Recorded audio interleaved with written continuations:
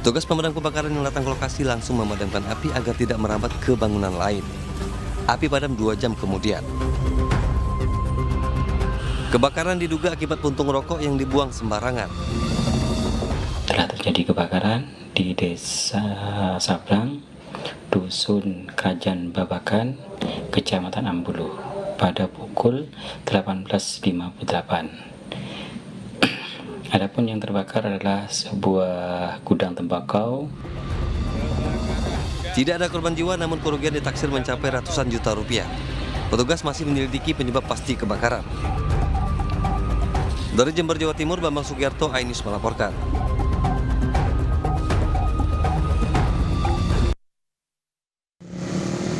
Wih, kayak motor jual. Astagfirullahaladzim. Allahu Akbar. Video.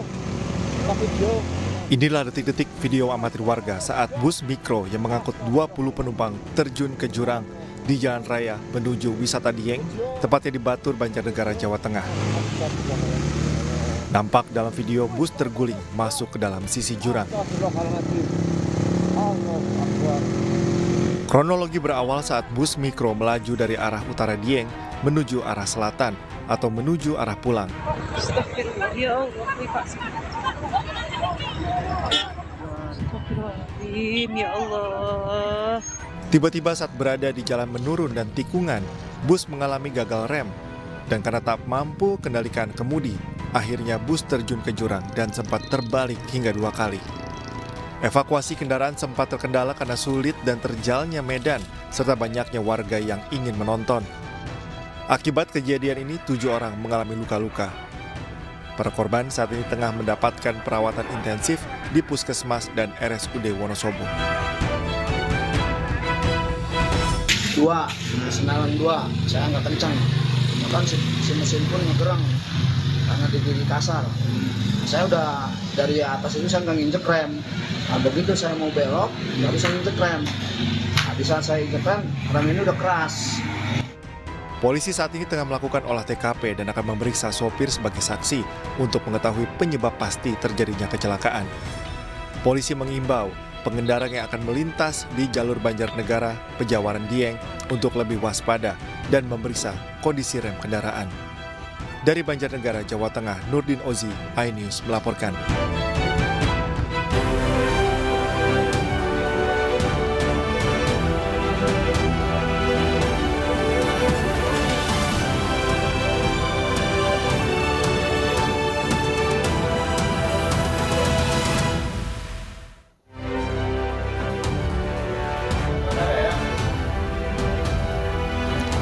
Jika diajukan, Polda Jawa Barat siap menghadapi pra-peradilan Peggy Setiawan, tersangka terakhir yang ditangkap dalam kasus Vina.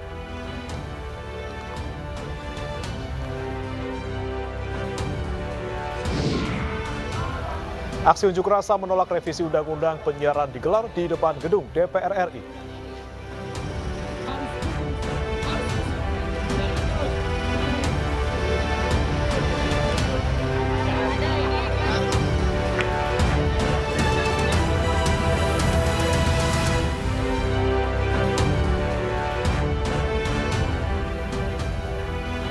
Halo, selamat siang pemirsa, apa kabar Anda hari ini? Senang sekali saya Briamana Tenaya hadir kembali dalam iNews Siang.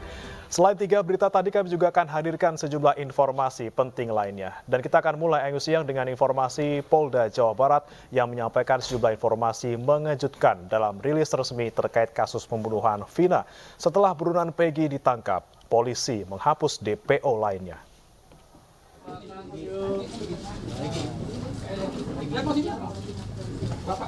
Inilah Peggy Setiawan, satu DPO pelaku pembunuhan Vina dan Eki yang dihadirkan Polda Jawa Barat hari ini. Dalam rilis resminya sejumlah informasi mengejutkan disampaikan.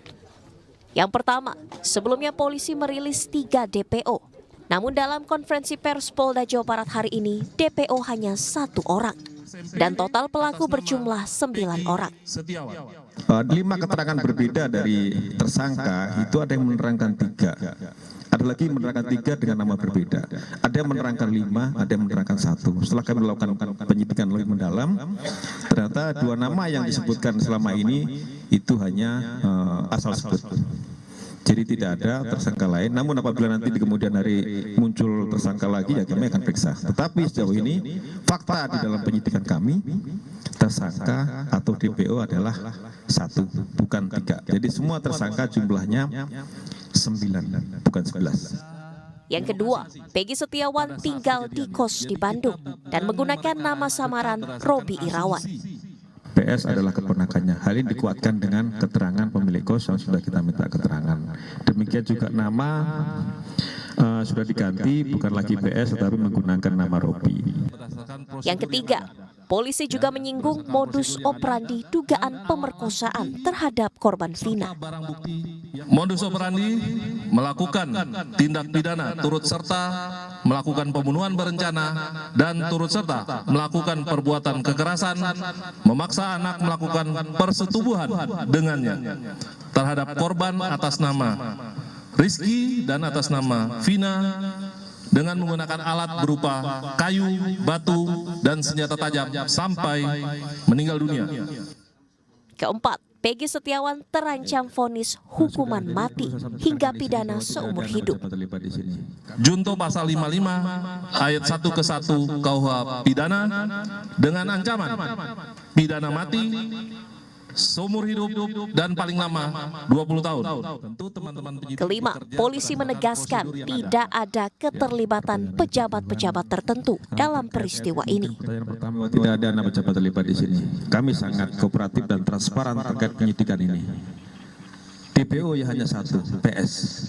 Terkait dengan apapun yang disampaikan itu terserah silakan, tetapi kami tetap berpegangan atau berpatokan kepada fakta penyidikan. Tim Liputan iNews melaporkan. Tersangka ya. Sementara itu pemirsa, Peggy Setiawan alias Peron membantah terlibat dalam pembunuhan sejoli Vina dan juga Eki. Peggy juga bersumpah tidak pernah masuk dalam geng motor.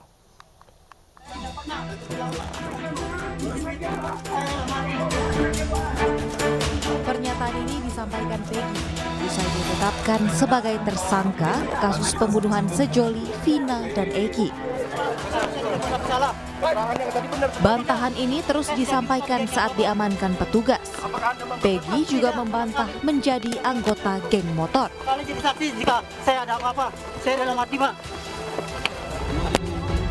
Tidak hanya itu, saat ditampilkan ke media, Peggy Setiawan juga kerap menggelengkan kepala selama pembacaan tuduhan. Dan saksi mengenal wajah orang-orang yang biasa nongkrong di depan SMP Negeri 11 Cirebon. Usai konferensi pers, tangan Peggy menunjukkan bantahan tuduhan yang dialamatkan kepadanya. Peggy yang mencoba berbicara juga dilarang mengeluarkan pembelaan. Nampak tangan petugas menutup mulut Peggy, meskipun Peggy terus meneriakkan pembelaan. Polisi menegaskan hak jawab 1 DPO tertangkap itu akan didengarkan di sidang pengadilan. Tim Liputan iNews melaporkan. Dan pemirsa, untuk mengetahui lebih dalam mengenai makna dari gestur Peggy saat konferensi pers Polda Jawa Barat, berikut adalah wawancara rekan kami Nadia Valery dan Monica Kumalasari, pakar gestur dan mikroekspresi dalam program iNewsroom Minggu malam. Nah, kalau kita lihat ada gelengan kepala, itu bisa berarti bahwa yang bersangkutan ini, kalaupun misalnya ini adalah pelaku, dia menggeleng itu kemungkinan karena membayangkan resiko yang akan ditujukan kepadanya, hukuman apa gitu ya, hukuman baik secara fisik, baik sosial, keluarga dan sebagainya begitu. Jadi ada kemungkinan, tetapi kalau kita lihat lagi, ketika misalnya Peggy ini kemudian kecuali menggeleng tadi ya, atau menggeleng bisa juga berarti bahwa ini merupakan saya tidak melakukan hal itu gitu ya. Nah, kita lihat gelengannya ini adalah merupakan gelengan yang spontan. Nah, untuk bisa mendefine yang mana, ini memang perlu ada pertanyaan-pertanyaan untuk mengkalibrasi. Jadi sekarang kita ini hanya mengkolek saja apa yang bisa kita lihat temuan dari sini. Nah, kemudian kalau kita lihat lagi, ketika Peggy ingin memberikan jadi gerakan seperti ini bisa berarti bahwa tunggu, ada sesuatu yang ingin saya sampaikan, gitu ya.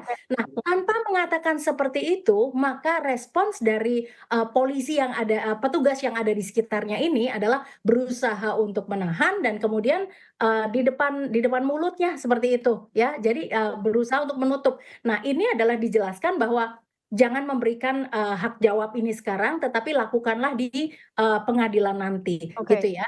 Nah, ini kemungkinan seperti itu. Tetapi kok kalau kita melihat dari beberapa petunjuk-petunjuk ini, nah dari bahasa nonverbal ini yang bisa kita tangkap adalah rasa apa yang dirasakan oleh kita ketika melihat adegan tersebut, begitu ya.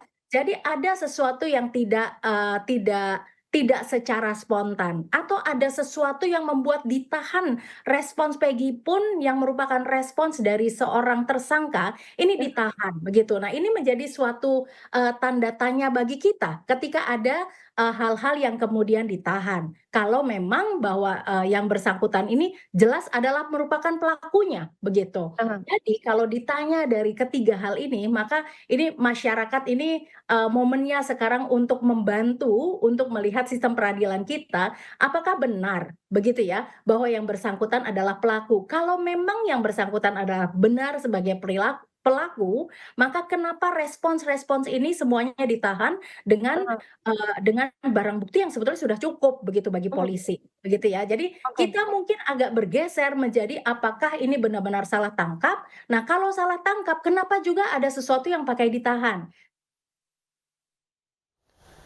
Ibunda Peggy Setiawan tidak kuasa menahan air mata saat mendengar putra sulungnya terancam hukuman mati karena menjadi otak pembunuhan Vina dan Eki. Ibunda Peggy yakin putranya tidak bersalah.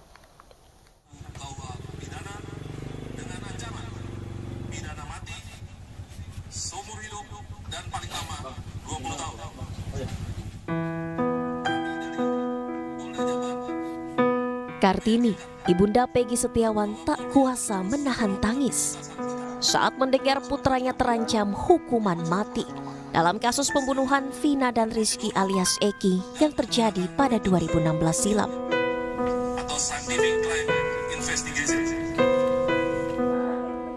Ibu dari 4 orang anak dari keluarga kurang mampu ini tak percaya dengan ancaman hukuman mati atau pidana seumur hidup yang menjerat putra sulungnya, di mana pihak kepolisian menyebut Peggy Setiawan merupakan otak pembunuhan Vina dan kekasihnya Eki. Meyakini putranya tak bersalah, Kartini hanya bisa pasrah dan menyerahkan penanganan kasus ini sepenuhnya kepada pihak pengacara. Saya nggak terima karena anak saya tidak bersalah sama sekali.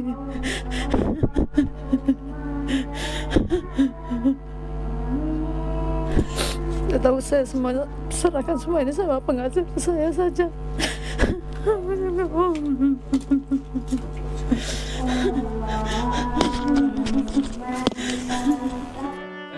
Ibunda Peggy Setiawan menyatakan akan terus berjuang membela anaknya yang ia yakini tidak memiliki keterlibatan sama sekali dalam kasus pembunuhan Vina dan Eki. Dari Cirebon, Jawa Barat, Toy Iskandar, iNews melaporkan. Keluarga Vina bersyukur atas penetapan Peggy Setiawan sebagai tersangka dalam konferensi pers di Cirebon pada Minggu siang. Meski demikian, pihak keluarga Vina mempertanyakan terkait hilangnya 2 nama DPO lainnya.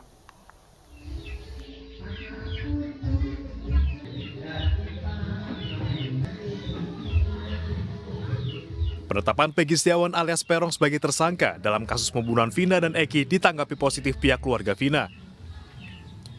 Keluarga Vina bersyukur dan mengapresiasi polisi yang akhirnya menangkap Peggy setelah 8 tahun lamanya. Meski demikian, pihak keluarga mempertanyakan hilangnya 2 DPO lain dalam konferensi pers Polda Jabar Minggu siang.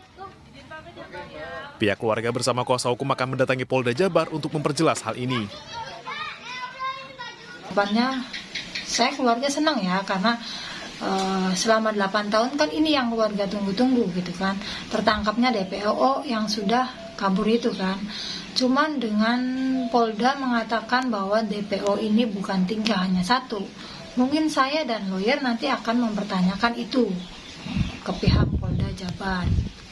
Kalau dari pihak keluarga sendiri tahu yang dari BAP ya Mas ya, yang di BAP itu kan ada nama-nama selain Egy itu kan ada nama-nama lain Mas. Makanya waktu itu kan ditetapkan 3 DPO kan.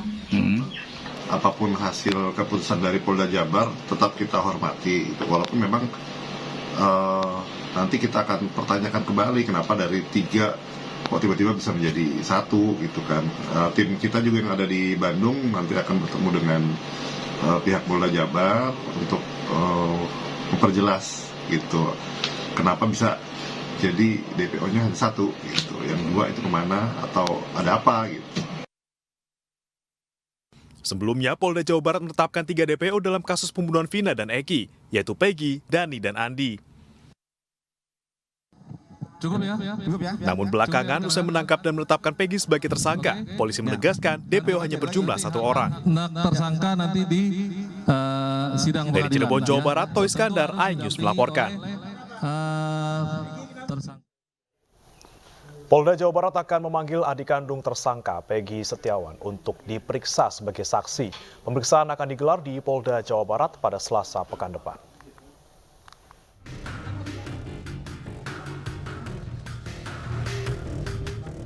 Pasca penangkapan Peggy Setiawan, DPO kasus pembunuhan Vina dan Eki pada 2016 silam, Polda Jawa Barat terus melakukan penyidikan lebih lanjut guna menggali fakta-fakta baru dalam kasus ini.